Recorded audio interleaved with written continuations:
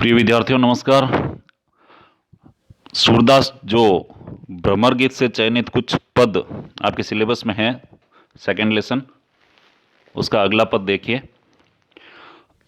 ये दो पद हो गए थे अपने। अगला पद है, अज्ञा हरिदर्शन की भूखी, कैसे रहे रूप रस राची, ये बतिया सुनि सूखी।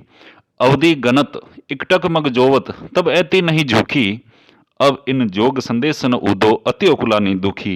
बारक व मुख फेरी दिखाओ, दुहि पय पिवत पथु की। सूर सिकत हटे नाव चलायो, ये सरिता है सुखी।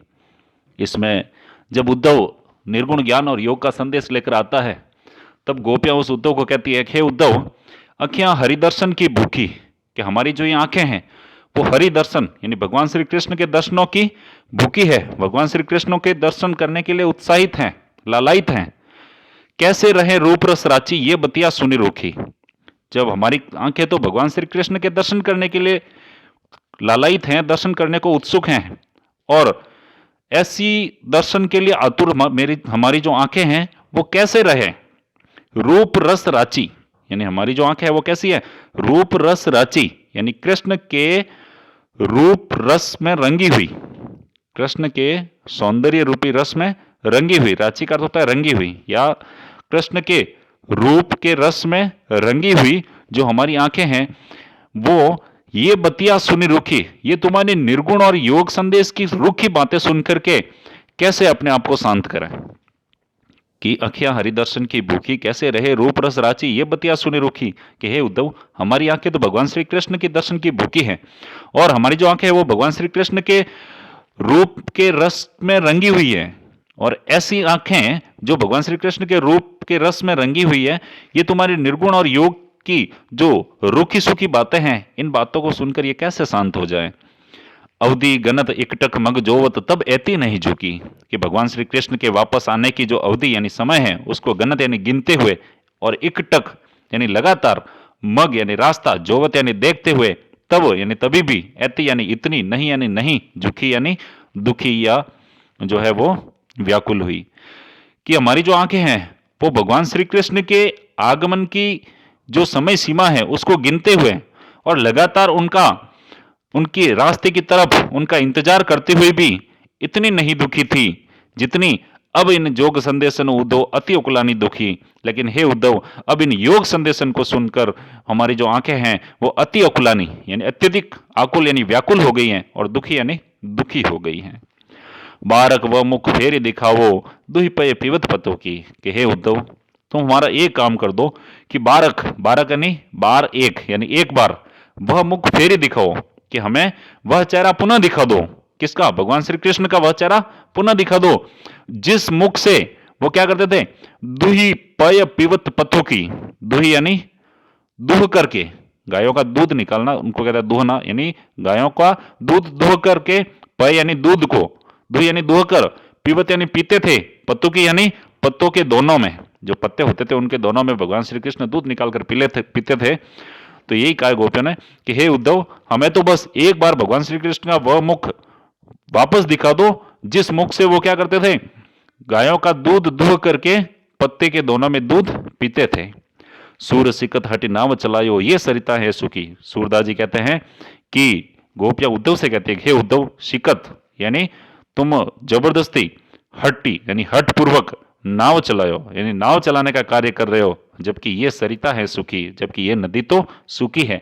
यानी तुम तो सुखी नदी में नाव चलाने का हट पूर्वक कार्य कर रहे हो। अर्थात हमारा जो हृदय है उसमें तो सिर्फ भगवान श्री कृष्ण का निवास है, हम भगवान श्री कृष्ण से प्रेम करती है, और हमारे लिए आप जबरदस्ती निर्गुण ज्ञान का संदेश ले रहे हो। ये तो उस कार्य के समान हो गया जैसे किसी सूखी नदी में जबरदस्ती नाव चलाने का कार्य हो। अगला देखिए, निर्गुण कौन देश को बासी, मधुकर हसी समुझाए, सोह दे बूझती सांच न हंसी। कोह जनक जननी को कहियत, कौन नारी को दासी। कैसो बरन भेष है, कैसो कही रस में अभिलाषी। पावे गो पुनि कियो आपनो जोरे, कहे गो गांसी। सुनत मौन हुए रयो ठग्यो, सो सूर सबे मति नासी।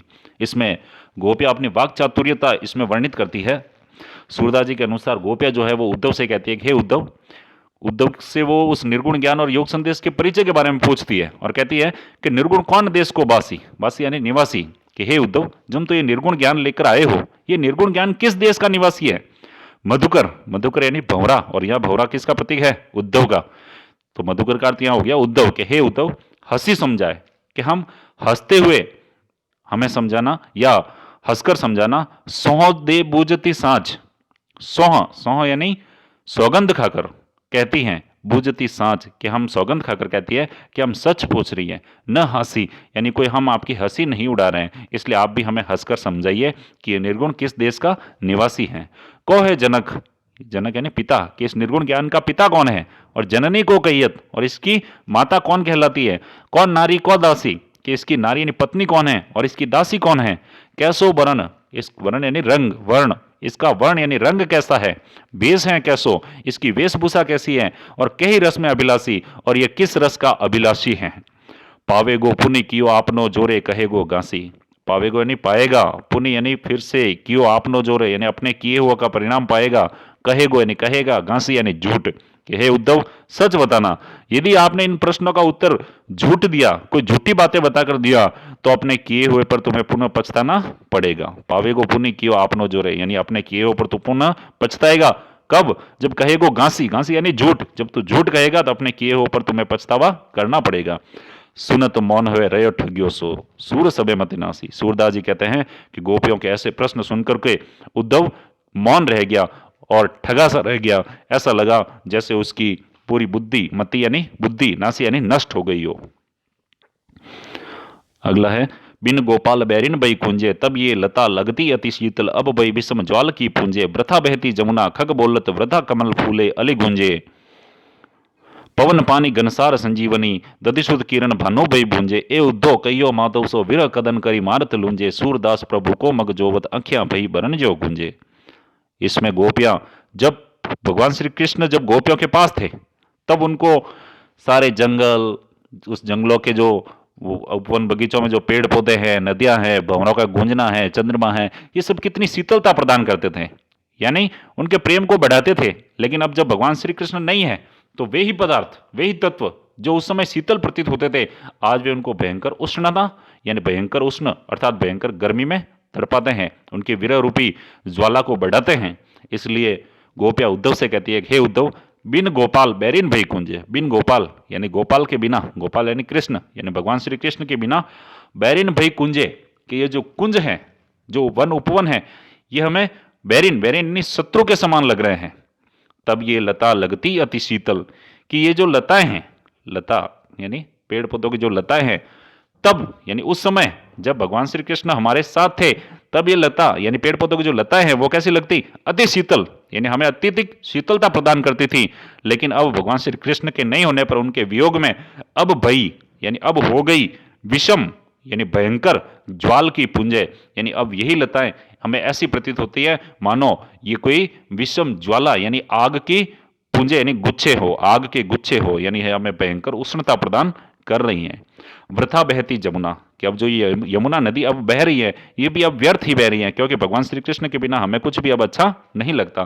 खग बोलत, खग यानी पक्षी, कि पक्षी भी अब मधुर ध्वनि में व्यर्थ ही बोलते हैं। वृथा कमल फूले, कमल के फूल भी अब व्यर्थ ही फूल रहे हैं। और अली गुंजे, अली यानी भंवरे, और भंवरे भी अब व्यर्थ ही गुंजायमान हो रहे हैं, क्योंकि ये सब तो हमें तभी अच्छे लगते थे जब भगवान श्री कृष्ण हमारे साथ थे।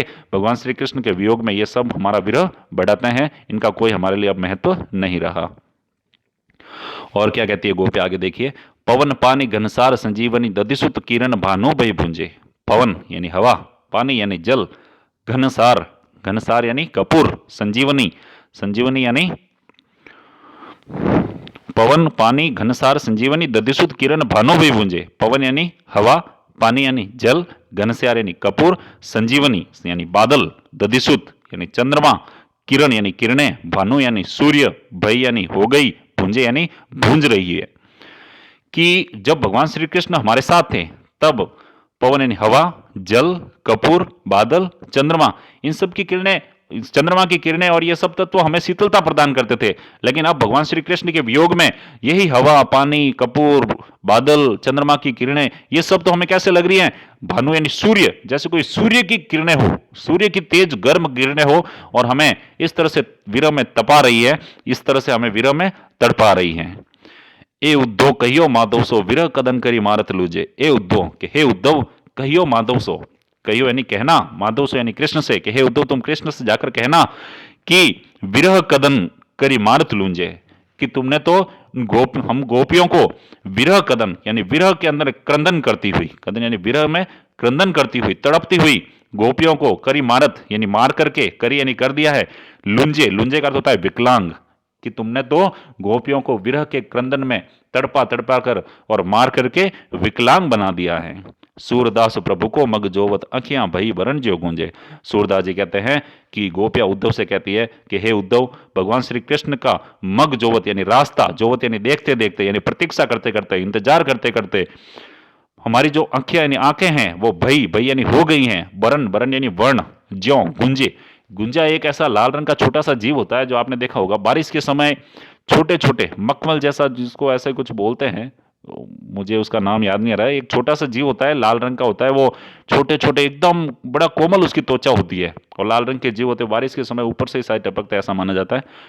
तो उसका जो लाल रंग होता है, ठीक उसी प्रकार हमारी आंखों का रंग भी उस गुंजे नामक जीव के, जो उस गुंजे नामक जीव का जो रंग होता है लाल रंग, ठीक उसी प्रकार हमारी आंखें भी उसी तरह से लाल हो गई है, क्योंकि हम दिन रात भगवान श्री कृष्ण की रास्ते की ओर निहारती रहती हैं।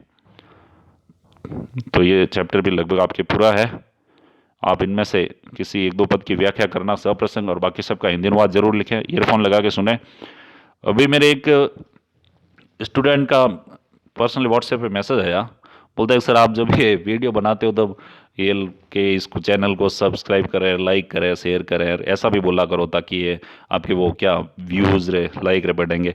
तो ये ऐसा कुछ नहीं है, मेरा उद्देश्य कोई ये नहीं है कि बहुत बहुत सारे सब्सक्राइबर या व्यूज़ बढ़ाकर वो कुछ इस यूट्यूब से कुछ हासिल करना, ऐसा नहीं है। मेरा उद्देश्य या मेरा जो लक्ष्य है वो इससे बहुत बड़ा है। इतना छोटा लक्ष्य मैं रखता नहीं हूँ कि इससे कुछ हासिल कर पाऊँ। और दूसरा कि ये सब टेक्निकल चीज़ें हैं, मुझे न तो इसका अधिक नॉलेज है। अभी एक ने किसी ने कहा सर आप ऐसे अपना चेहरा दिखाते हुए भी पढ़ो, तो ये वीडियो रिकॉर्ड करना वगैरह इतना मुझे टेक्निकल चीज़ों का जो है जानकारी है नहीं। ये सब मेरा एक दोस्त है मेरे, विक्रम सिंह जी राजपुरोहित फ्रॉम जालोर से, उन्होंने ये चैनल बनाया है, और बस मैं तो वीडियो रिकॉर्ड करता हूँ, उस पर अपलोड और क्या पता नहीं, ये फ़ोटो वगैरह ये सब वही करते हैं। बहुत बहुत धन्यवाद उनका भी कि आज उनकी वजह से आप तक ये मेरा कुछ छोटा सा जो ज्ञान है वो आप तक पहुँच रहा है। और सब्सक्राइब करना वगैरह ये सब अब ये अधिकार आपका है, करो, लाइक करो, डिसलाइक करो, सब पूरा अधिकार आपका है। बस मैं तो ये चाहता हूँ जिस दिन मेरे इस पढ़ाए हुए मैटर से किसी भी बच्चे के बोर्ड एग्जाम में अगर 1 नंबर भी ज़्यादा आ गया तो मैं समझूंगा मेरे लिए 1 लाख सब्सक्राइबर हो गए। इसलिए आप इनको अच्छे से पढ़ें, बस अपनी पढ़ाई का पूरा ध्यान रखें। धन्यवाद।